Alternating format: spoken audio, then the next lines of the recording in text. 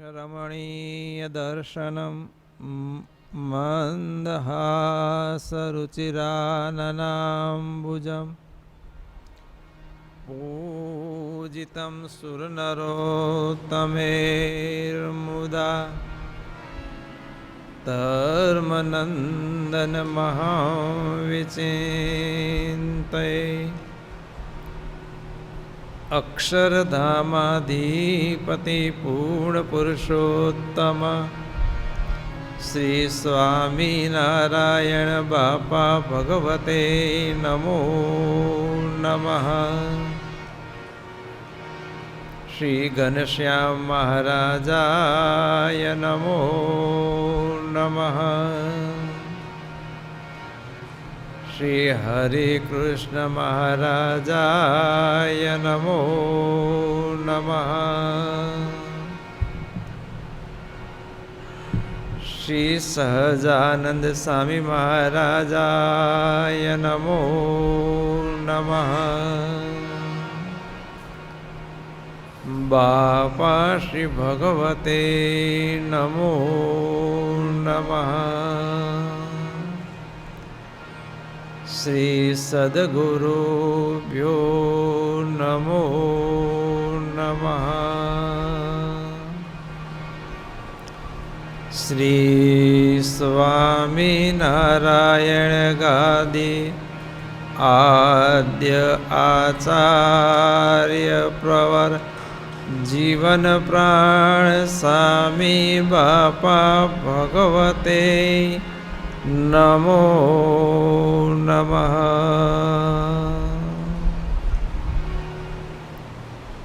सर्वप्रथम જ્યારે આપણે સહુ આજે આપણી આત્મીય ચાર સંસ્થાઓ સાંઈ બાપાએ ગાદી ગ્રંથમાં કહેલી એક સત્સંગ મહાસભા, બીજી શ્રી સ્વામિનારાયણ ઉત્તેજક ટ્રસ્ટ, ત્રીજી શ્રી સ્વામિનારાયણ સિદ્ધાંત સજીવન મંડળ અને ચોથી શ્રી સ્વામિનારાયણ ગાદી સંસ્થાન સાંઈ બાપાનું ટ્રસ્ટ. આ આપણા કારણ સત્સંગની શ્રી સ્વામિનારાયણ ગાદીની ચાર આત્મીય સંસ્થાઓ છે. ચાર પૈકી જે એક શ્રી સ્વામિનારાયણ સિદ્ધાંત સજીવન મંડળ, એની પ્રાગટ્ય ભૂમિ આ દહીંસરા ઘનશ્યામનગર આ સ્થાનમાં.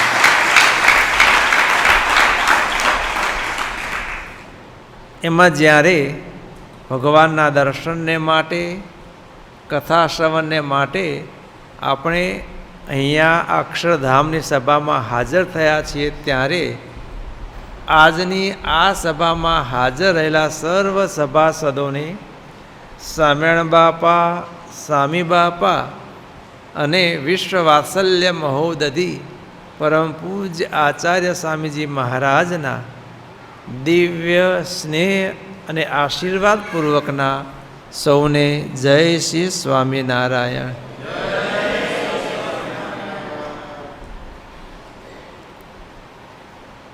શ્રીજી મહારાજ નામામેળના વચનામૃતમાં કહે છે, કહેતા ગઢડા પ્રથમ પ્રકરણના 38મા વચનામૃતમાં કહે છે કે દરેક સત્સંગીએ, ત્યાં સત્સંગી શબ્દ ભગવાનના દરેક સંત હરિભક્ત બાઈ ભાઈ સર્વ માટે વાપર્યો છે. સ્વામિનારાયણ ભગવાનના આશ્રિત તેવા આપણે સૌ સંતો, હરિભક્તો, બાઈઓ, ભાઈઓ સર્વએ મહારાજ કહે છે, જ્યારથી સત્સંગીને પોતાને સત્સંગ થયો, જ્યારથી આપણને આ સ્વામિનારાયણ ભગવાનની ઓળખાણ થઈ, સ્વામિનારાયણ ભગવાનની જે નાદવંશીય પરંપરા તેની ઓળખાણ થઈ, સ્વામિનારાયણ ગાદીનું શરણું સ્વીકાર્યું, સ્વામિનારાયણ ગાદીના આચાર્ય થકી વર્તમાન લીધા, જ્યારથી આ સત્સંગ થયો ત્યારથી પોતાના મનનો અખંડ તપાસ કરવો. બંધુઓ, જે મુમુક્ષુએ જીવનમાં આગળ વધવું છે, જેને ભગવાનને પ્રસન્ન કરવા છે, જેને ભગવાનનો બેઠો રાજીપો મેળવવો છે, અને સદેહ કહેતા કે આ લોકમાં રહ્યા તકા દેહ મૂકીને અક્ષરધામમાં જઈને જે સુખ ભોગવવાનું છે એ સુખનો સદેહ અનુભવ કરવો છે, એવા આ પણ સૌએ અખંડ મનનો તપાસ કરતો રહેવાનો છે કે આપણા અંતરમાં સત્સંગ થયા પૂર્વે આપણું અંતઃકરણ મન કેવું હતું, જગતની કેટલી વાસના હતી અને ભગવાનની કેટલી વાસના કહેતા ભગવાનમાં કેટલી પ્રીતિ હતી. અને સત્સંગ થયા પછી પણ ધીરે ધીરે જગતની કેટલી વાસના ઘટી અને ભગવાનમાં કેટલી પ્રીતિ વૃદ્ધિને પામી. આ અખંડ જોતું રહેવાનું છે, તપાસ કરતું રહેવાનું છે. જેમ શિક્ષાપત્રીમાં શ્રીજી મહારાજે કહ્યું, સર્વ ગૃહસ્થોએ પોતાની આવક અને જાવક એનો દરરોજ પોતાના હાથે રૂડા અક્ષરે નામામે રાખો, લખાણ લખવું કે મને આટલી મહિને આવક છે અને દરરોજની આટલી જાવક છે. અને મહિનો પૂરો થાય તરત હિસાબ માંડવો પડે. આવક કરતાં જાવક તો વધતી નથી ને. અલા કાંઈ બચત થતું નથી. મૂકો આટલો વપરાશમાં કાપ મૂકો. શું કરવું પડે? કાપ મૂકવો પડે ને. બેંક બેલેન્સ કરવું હોય, બેંક બેલેન્સ વધારવું હોય તો જાવકમાં કાપ મૂકવો પડે. અને આવક કેમ વધે એના પ્લાન કરવા પડે, એના વિચાર કરવા પડે. આવક કેમ વધે એનો વિચાર કરવો પડે અને જાવક કેમ ઓછી થાય એનો પણ વિચાર કરવો પડે. એમાં કાપ મૂકવો પડે તો બેંક બેલેન્સ વધે. એમ સત્સંગમાં પણ એ જ છે. ભગવાનના માર્ગે જે ગતિ કરવી, ભગવાન સંબંધી અખંડ વધારે સંકલ્પ કરવા, ભગવાન સંબંધી વધારે ક્રિયાઓ કરવી, આ આપણું પ્લસ પાસું છે. શું છે? બેલેન્સ વધારવાનું પાસું છે. અને જગતમાં જે જીવ ચાલ્યો જાય છે ને, મન, એ બધું જાવકનો ભાગ છે. એ ઘટાડવો પડે. શું કરવો પડે? જગતના માટે જે બધું કરાય છે કે જગતમાં બેઠા બેઠા ચાલ્યું જવા ચિંતન મનન વિષયનું કરાય છે, માઇક વિષયનું, એ બધા દ્વાર ખુલ્લા છે આપણા જાવકના. એના ઉપર દ્વાર બંધ કરવા પડે, કાપ મૂકવો પડે. અને ભગવાનના સંકલ્પ, ભગવાનના દર્શન, ભગવાનની કથા, કીર્તન, માળા, ધ્યાન, ભજન, સદગ્રંથોના વાંચન, એ ભગવાન પાસે આવીએ તો બે ઘડી ભગવાન સન્મુખ બેસીને એ નખશિખા પર્યંત ભગવાનને નિહાળીએ, અંતરમાં ઉતારીએ. જેમ ધરમપુરના કુશળ કુંવરભાઈ ભગવાનના મૂર્તિને અંતરમાં ધારતા ઉતારતા, આ બધું જે કરવું ને એ આવક વધારવાના પાસા. શું છે? માટે દરેક સત્સંગી કહેતા, સંતો, હરિભક્તો, બાઈઓ, ભાઈઓ સૌએ ક્ષણે ક્ષણનો વિચાર કરતું રહેવાનું છે. અમારે સંસ્કૃતમાં કહે છે, કણ ત્યાગે કુતઃ ધનમ અને ક્ષણ ત્યાગે કુતઃ વિદ્યા. ચાલશે, આટલું છે ને, આમાં શું, આટલું જ જવા દો. એમ કેમ બેદરકાર રહે તો થોડું થોડું બધે મૂકતો જ પડ્યું રહે તો ધન ભેગું થાય નહીં. એ તો બધે હિસાબ રાખવો પડે. નાનામાંય રાખવો પડે ને મોટામાંય રાખવો પડે. જ્યાં જરૂર હોય ત્યાં તેટલું વપરાય તો ધીરે ધીરે બેલેન્સ વધે. એમ કણ ત્યાગે કુતઃ ધનમ અને ક્ષણ ત્યાગે કુતઃ વિદ્યા. આ પા કલાકમાં શું છે? એમ બધે પા કલાક મૂકતા જાઓ તો કેટલો પછી ધીરે ધીરે કલાકો નીકળી જાય બધા. એટલે ક્ષણ ક્ષણ પ્રત્યે અખંડ વિચારનું બળ રાખવું પડે કે મારું મન ભગવાન સંબંધી કેટલા વિચાર કરે છે, કે માયાના માયિક પદાર્થ માટેના કેટલા આઈડિયા ઘડાય છે. બેઠા અહીં હોઈએ પણ પોગી જ ક્યાંય જવાય. માટે જે સમયે ભગવાનનું જે કરવા બેઠા છીએ ને એ ખટકો રાખીને કરવું. આ નામામેળ આપણે સૌએ રાખવાનો છે. અને એ નામામેળ રાખીએ તો ધીરે ધીરે પછી જગતનો માયિક વિષયમાં જે આસક્તિ છે ને ઘટતી જાય અને ભગવાનમાં ભક્તિ વૃદ્ધિ પામતી જાય. અને મહારાજ કે આ નામામેળ તો અમારે સંતોને પણ રાખવાનો છે અને તમારે ગ્રહસ્થને પણ રાખવાનો છે, નાનાને પણ રાખવાનો છે અને મોટાને પણ રાખવાનો છે. નાના હોય એનું મન ચંચળ હોય અને ઘરડા થાય એનું મન શાંત થઈ જાય એવું નથી. મન તો ક્યારે ઘરડું થતું નથી, શરીર ઘરડું થાય છે. શું થાય છે? શરીર ઘરડું થાય છે, મન ક્યારે ઘરડું થતું નથી.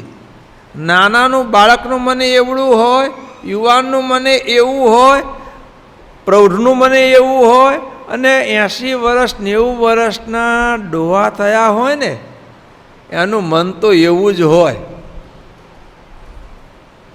પણ યુવાનીમાં શરીર સાથ આપે એટલે મનના સંકલ્પ ભેગી ક્રિયાઓ કરી શકાય. પણ ઘડપણમાં શરીર સાથ ન આપે એટલે મુજારો થાય. શું થાય? મન તો ભાગી ભાગીને જાય બધે જ, પણ શરીર સાથ ના આપે એટલે બહુ મુજારો થાય.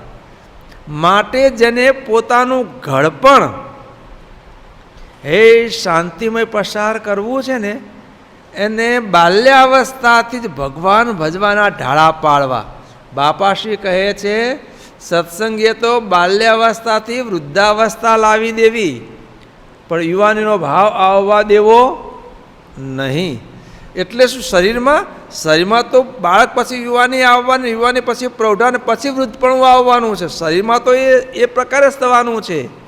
પણ આપણા સ્વભાવ એવા કરી નાખવા કે આપણને યુવાની પીડી શકે નહીં.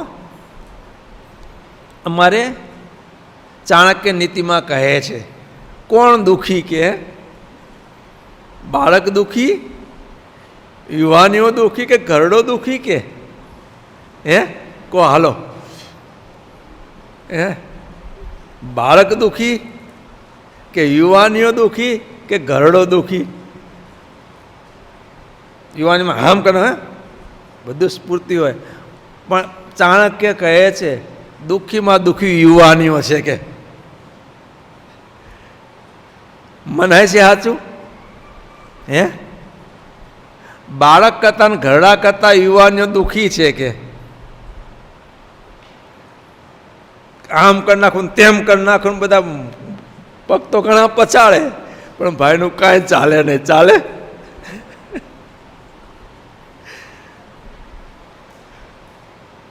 પત્ની પાસે કાંઈ ચાલે નહીં. ભલે બાર મૂછો મરોડતો હોય. અનુભવી દૃષ્ટાંત આપે છે. પેલા ફોજદાર સાહેબ હાકોટા ઢાબલા કરે, હે કોઈને પકડે તો મૂતરી ના ખાવે ને, મૂતરાઈ દે. ફોજદાર હાજે સર્વિસથી ઘરે આવ્યા, સંધ્યાનો સમય થઈ ગયેલો, થવા આવેલી સંધ્યા હજુ, અને આંગણામાં લાઈટ ગોળો ચાલતો હતો. એટલે ઘરમાં પ્રવેશ કરતા પેલા આંગણામાં ગોળો દેખ્યો ને એકદમ ગરમ થઈ ગયા. પાવર ખોટો બગડે આમ તેમ કોઈ ખબર નહીં, પણ કોને કર્યો કે ઘરમાંથી સહેજ અવાજ આવ્યો, મેં કર્યો કે ટાટા હિમ થઈ ગયા.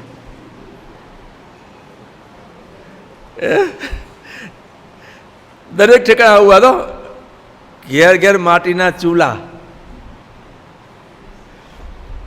બહાર ગમે એટલે આબે તબે કરતા હોઈએ ને, પણ ઘરમાં તો ભાઈ ઢીલા ગેસ, બધું જ આવું હોય. એટલે પેલો આમ કરી નાખું તેમ કરી નાખું કરતા હોય ને, પગ પછાડતા હોય, શું કરાય, લોહી ચટપટી મારે. પણ ભાઈનું કાંઈ ચાલે નહીં હો. એટલે ચાણક્ય કહે છે યુવાનીઓ દુઃખીમાં દુઃખી છે કે. એટલે મહારાજ કહે છે જેને સુખિયા થવું છે એને બાલ્યાવસ્થાથી, બાપાશ્રીના શબ્દોમાં, સીધી વૃદ્ધાવસ્થા લાવી દેવી. કહેતા કે આપણા સ્વભાવ એકદમ ભગવત પરાયણ જીવન કરી નાખવું, સરળ સ્વભાવ કરી દેવો, ચાલશે, ફાવશે, હાલશે, તમારી રુચિ એ મારી રુચિ. સુખિયા થવામાં, વ્યવહારમાં સુખિયા થવા અનુભવીના વચનો છે. આપણે કરીએ, શું કરીએ, તમારો શું અભિપ્રાય, તમારી રુચિ એવી મારી રુચિ. તો બધે બંધુઓ એકદમ સરળ થઈ જવાય, કામે સારું નીકળે, આપણને મજા આવે, અને જે કામ કરનારા છે ને એ બધાને પણ મજા આવે.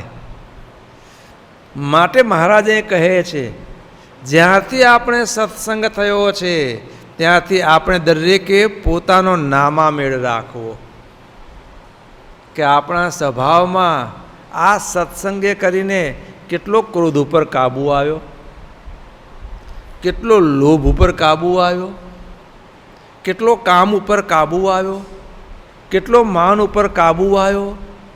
આ બધું જોવાનું છે. બધા દોષો, ફક્ત કામ ખરાબ છે એવું નથી. કામે એવો છે, ક્રોધે એવો છે, લોભે એવો છે, માને એવો છે. આ બધા નરકના દ્વાર છે. આ જેમાં પગ પડે સીધા લપસણી છે, નરકમાં ધકેલી દે છે. માટે આ બધા સ્વભાવ એના પર કાબૂ લાવવાનો છે. અને એક દિવસે કોઈ ઉપર કાબૂ નહીં આવે. એક દિવસે નહીં ક્રોધ ઉપર કાબૂ આવે, નહીં કામ ઉપર આવે, નહીં લોભ ઉપર આવે, નહીં માન ઉપર આવે. એ તો વારંવાર આપણે ઘણા દઢાવ ઠરાવ કર્યા હશે, મારે ક્રોધ કરવો જ નથી, મારે આ કરવું જ નથી. તો પણ અંદરનો વેગ ઉપર છે ને એ આપણા ઠરાવને ટાળી નાખશે અને એમાં આપણને ખેંચી જશે. તો પણ ફરીથી જાગૃત થઈને પાછા વળી જવું. મહા દૃષ્ટાંત આપે છે. જેમ સંડાસ ફરવા ગયા, પેલા ગામડામાં અત્યારે બધા સંડાસ સગવડ સારી થઈ ગઈ. પેલા નીચે કૂવો હોય, કાચો કૂવો હોય, માટે પાટિયા મૂક્યા હોય, અને ઘરમાં જે વાળામાં સંડાસ ગોઠવ્યું હોય આવું હોય. લાંબા સમયે પાટિયા તો કોવાય ને, પાણી બને, થોડું બળ કરવા ગયા ને પાટિયું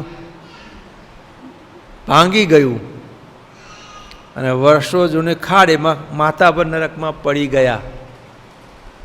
તો ભાઈ અંદર પડ્યું રહેવાય?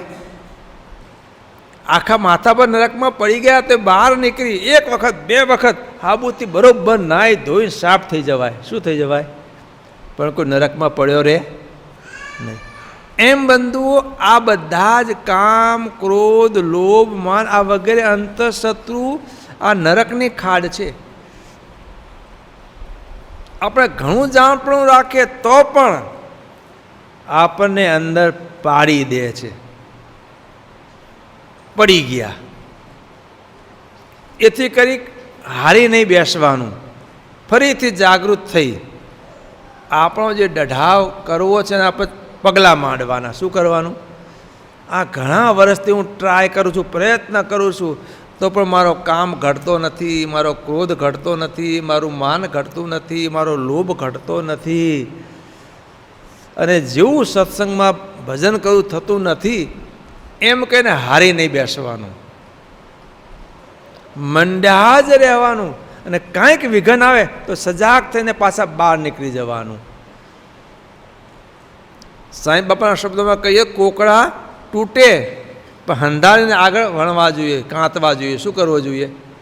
સાધક છીએ એટલે આવું થવાનું જ, પણ એથી હિંમત હારી નહીં બેસવાની અને મંડ્યા જ રહેવાનું, મંડ્યા જ રહેવાનું. તો મહારાજનો આશીર્વાદ છે, નાદવંશ્ય પરંપરાનો આશીર્વાદ છે. મંડ્યા જ પડ્યા હશું ને તો એક દિવસ મહારાજ મધ્ય પ્રકરણના 7મા વચનામૃતમાં કહે છે, મંડ્યા જ પડ્યા હશું તો ભગવાનને મોટા કૃપાદ્રષ્ટિ કરે છે કે બિચારાને કામ બહુ પીડે છે, ક્રોધ બહુ પીડે છે, લોભ પીડે છે, માન પીડે છે, પણ મંડ્યો પડ્યો છે, એના એ વિકાર ટળો. આટલો સંકલ્પ કરશે ને એ આમ એ કામ, ક્રોધ, લોભ, માન ગોત્યા નહીં જળે. હિમાલયની ગુફામાં ક્યારથી હિમાલય કહો? પૃથ્વીનું પીઠ ત્યાંથી હિમાલય છે. અને ગુફામાં અંધકાર ત્યારનો હોય ને, ગમે એટલી તલવારો વીંજીએ તો અંધકાર દૂર થાય? ગમે એટલી તલવારો વીંજીએ, ગદાઓ પછાડીએ પણ અંધકાર હટે? પણ અનુભવીજને એક દીવો પ્રગટાવે ને તો અંધકાર ગોત્યો રહે. વર્ષોથી સામ્રાજ્ય જમાવીને બેઠો છે અંધકાર ગુફામાં,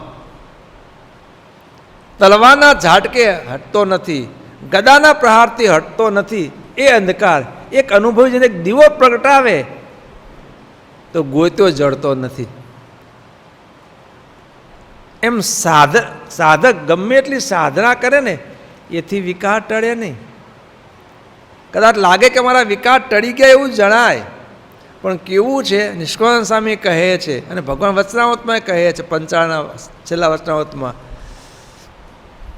ઉનાળામાં પૃથ્વી આખી સુખી ભંઠ દેખાય. શું દેખાય? અને લાગે કે આ પૃથ્વીમાં કોઈ બી રહ્યું નથી. આખી નજર નાખીએ સુખી ભંઠ હોય, આમાં કોઈ બી નહીં હોય, લાગે ને એવું. પણ જ્યાં થોડો વરસાદ વરસે ને આખી પૃથ્વી લીલી ચાદર ઓઢીને કેવી તૈયાર થઈ જાય, નવોઢા જેવી. કોઈ જગ્યા બાકી રહે? તણાખલા બધે ઉગી નીકળે.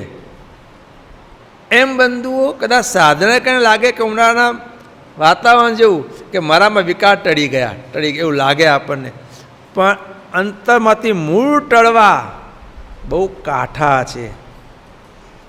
એ તો પરમેશ્વરની અને પરમેશ્વરના મુક્ત પુરુષની કૃપા દ્રષ્ટિ થાય ને તો અંતરમાંથી વિકાર જાય. માટે મંડ્યા પડ્યા રહેવાનું. સત્સંગી માત્ર એ કહેતા આપણે સૌએ દરરોજનો હિસાબ કર્યા કરવાનો, ક્ષણ ક્ષણ પ્રત્યે જાણપણું રાખવાનું કે હું બેઠો છું, ભગવાનનું ચિંતન કરું છું કે માયાનું કરું છું. અને ભગવાનની પૂજા કરતા હોય માયાના સંકલ્પ કરીએ કોઈ એકે સ્વાદ ના આવે. હો, માયાના સંકલ્પ પૂરા થવાના નથી. અને ભગવાનની જે સેવા પૂજા કરીને એનું સુખ આવવાનું નથી. રોટલો અને શેરડી બંને ભેગું ચાવવા જઈએ છીએ ખાવા, સ્વાદ આવે? ન રોટલાનો સ્વાદ માણી શકાય ન શેરડીનો રસનો સ્વાદ માણી શકાય. આપણે બધા આવું કરીએ છીએ હો, કોઈને કહેવાય નહીં કે તું આવું કરે છે, પણ દરેક પોતાની છાતી ઉપર હાથ મૂકી વિચારીએ તો આપણે બધા આવું કરીએ છીએ. રોટલો અને શેરડી ભેગો સ્વાદ માણવા જઈ રહ્યા છીએ. તો મહારાજ અહીં કહે છે નહીં, તમે જાણપણું કેળવો કે, અને એ માટે એ રસ્તે મનને ચડાવવા માટે જ્યાંથી આપણે સત્સંગ થયો છે ત્યારથી સત્સંગના જે જે પ્રસંગો, લીલાઓ, સમયાઓ આપણે માણ્યા છે, દર્શન કર્યા છે, લાભ લીધા છે, એમાં આપણા મનને ગૂંચવી મેળવું. શું કરવાનું? મનને ગૂંચવી મેળવું. અમારે ભક્તવત્સલ સ્વામી હતા, સદગુરુ ભક્તવત્સલ સ્વામી. છેલ્લી અવસ્થાએ બીજું કોઈ બહુ થાય નહીં,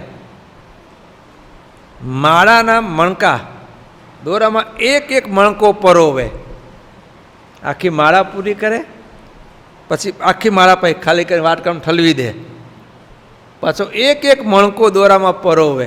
આપણને લાગે કે આ છોકરા જેવું કરે. શું લાગે? સામે લાગે છે કે આ છોકરા જેવું કરે છે.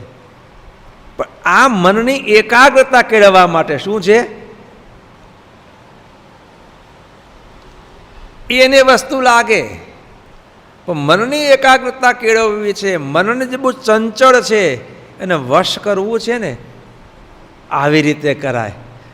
એટલે આપણે શ્રી સ્વર્ણગાદીને 50 વર્ષ 2 વર્ષ પછી પૂરા થાય છે, અને વેદરત્ના આચાર્ય સ્વામીજી મહારાજનો સંકલ્પ છે કે એ સમયો જોરદાર રીતે, શાનદાર રીતે આપણે ઉજવવો છે. તો એના એક પાસા રૂપે અહીંના સંતોનો એક વિચાર, શુભ વિચાર આવ્યો, પ્રસ્તાવ મૂક્યો, અમને બધાને ગમ્યો. એમનો પ્રસ્તાવ હતો કે આ ગાદીનો સમયો છે તો અમારે કચ્છના સૌ સંતો, સત્સંગી ભાઈઓ ભાઈઓ સાથે મળી આ કારણ સત્સંગનો રત્નતુલ્ય ગાદી ગ્રંથ, જેમાં ગાદીનો મહિમા, શરણ ભગવાનનો નાદવંશ્ય પરંપરાનો મહિમા છે, એના બધા લીલા ચરિત્રો છે. તો એ ગ્રંથની, અને સરળ ગ્રંથ છે, ભાષાની દૃષ્ટિએ સરળ છે, કૌતુક એકદમ તાકાતવાળો ગ્રંથ છે. ભોજન તાકાતવાળું હોય ને, કૌવતવાળું ભોજન, એવો ગ્રંથ છે. તો કે અમે કચ્છના બધા સંતો ભક્તો સાથે મળી આ 2 વર્ષનો પાંજા પારણો કર્યો, એવો સંકલ્પ છે. અમને બહુ ગમ્યો. તમારો સંકલ્પ છે, તમે કચ્છમાંથી શરૂઆત કરો.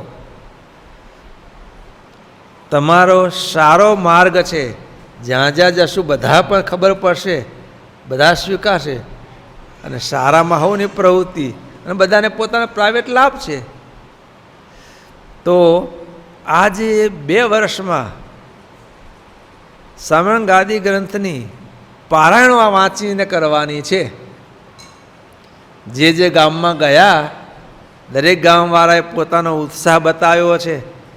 એ સંખ્યા તો હાલ નહીં કહેવામાં આવે, હોના ઉત્સાહથી કહો અને બધા કહેજો અને કરજો. બધા આપણે બધાએ કરવાની છે. કરજો એટલે તમારે કરવાની, અમારે કરવાની છે, આ બધાએ કરવાની છે. બસ. અને આવો અવસર મળ્યો છે તો આપણા મનને ભગવાનમાં વધુ જોતરી રાખવા માટે આ એક માધ્યમ છે. જીવાત્માને બળવાન બનાવવાનું પણ માધ્યમ છે. તો આ માર્ગને આપણે અપનાવીએ. ધીરે ધીરે બુંદે વરસેલો મેઘ પાતાળમાં પાણી પહેશે. વર્ષો પાણી ચાલ્યું ગયું તો અંદર ઊંડું ઉતરે ન ઉતરે, પણ ધીરે ધીરે કાયમ વરસતો રહે, બહુ લાંબો સમય વરસતો રહે, ધીરે ધીરે વરસે હોય પાણી ઊંડું ઊંડું ઉતરતું જાય, અને એ મોલને કશ પૂરે. તમે ખેડૂતો છો, ખરી વાત ને? એમ બંધુઓ દરરોજ નિયમિત આ ગ્રંથોનું વાંચન કર્યા કરીએ, ભગવાનની માળા, ધ્યાન, ભજન કર્યા કરીએ, તો આ દરરોજ થતું રહે ને એની અસર બહુ સારી પડે. વેગમાં આવીને થોડું કરીએ ને પછી વેગ તો કોઈનો કાયમ ટકે નહીં. બાપાશ્રીએ પહેલા ભાગની પહેલી જ વાતમાં કહ્યું, અને સિદ્ધાંત પણ એવો છે, કોઈ પણ પ્રકારનો વેગ કાયમ ટકે નહીં. પછી નદીના પ્રવાહનો વેગ હોય કે અંતરમાં કામના ક્રોધના વેગ હોય કે સારી ક્રિયાનો વેગ હોય, વેગ શબ્દ જેમાં આવ્યો એ વેગ ક્યારેક કાયમ ટકે નહીં. માટે વેગમાં આવીને ભગવાનનું ભજન પણ બાપા ના પાડે છે, પણ નિયમિત કર્યા કરવાનું. બસ આટલું તમારે દિવસમાં કરવું, ગમે તેમ સમય કાઢી આટલું કરવું. એ નિયમિત કર્યા કરીશું ને આપણા જીવાત્મામાં બહુ સહાય કરશે, કશ પૂરશે. સભા ઉપર પણ વિજય આપણો ધીરે ધીરે આવશે, જીવાત્મા બળિયો બનશે.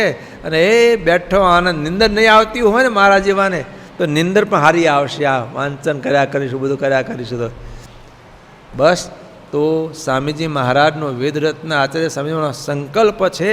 તો આપણે બધા જ આ મહોત્સવને આ પ્રકારે ફળીભૂત કરવા માટે પ્રયત્ન કરીએ.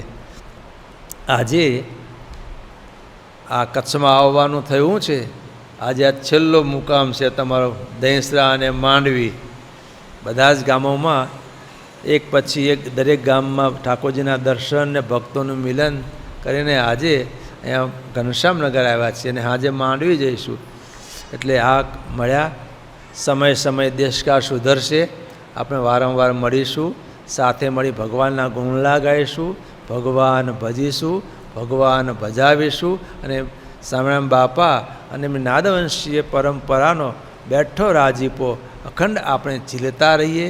એ જ ભગવાનના ચરણોમાં, બાપાના ચરણોમાં, સાંઈ બાપાના ચરણોમાં અને વિશ્વ વાત્સલ્ય મહોદધિ આચાર્ય સ્વામીજી મહારાજ ચરણોમાં પ્રાર્થના કરીએ કે હે મહારાજ, હે બાપા, હે સ્વામી બાપા, હે સ્વામીજી મહારાજ, જે આપ કરાવવા માગો છો એ માર્ગે અમે આપના બળથી ચાલી શકીએ એવી દિવ્ય કૃપા અમારા અખંડ વરસાવો. એ જ પ્રાર્થના. બોલો બંધુઓ, અક્ષરધામના અધિપતિ સ્વામિનારાયણ બાપાની.